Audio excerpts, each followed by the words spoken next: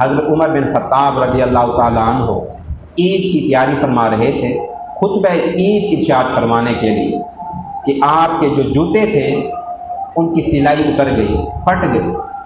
آپ نے جلدی جلدی موچی کی طرف بھیجے کہ بھائی ان کو مرمت کر دو۔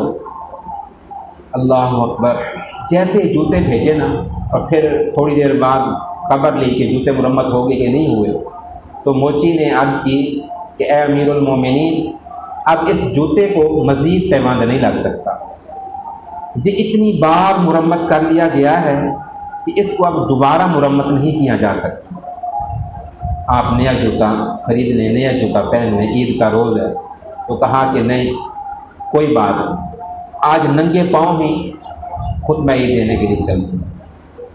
آدھی دنیا کا حکومت ہے، مزاج ایسا ہے جسے آج پروٹوکول لش پش کہا جاتا ہے، وہ ہمارے بڑے تو اس چیز کی طرف توجہ ہی نہیں کرتے تھے۔ چل پڑے، کسی نے کہا کہ امیر المومنین ننگے پاؤں جا رہے ہو، مسجد جا رہے ہو؟ کہا کہ یہ عمر کی ظاہری شخصیت کا نقص ہے کہ ننگے پاؤں چل رہا ہے۔ اگر عمر کے کردار میں تمہیں کوئی نقص نظر آتا ہو نا تو وہ میرے ساتھ بات کرو۔ آپ کے کردار پر، آپ کی وفاداری پر، آپ کی دینداری پر کبھی کسی نے سوال نہیں کیا۔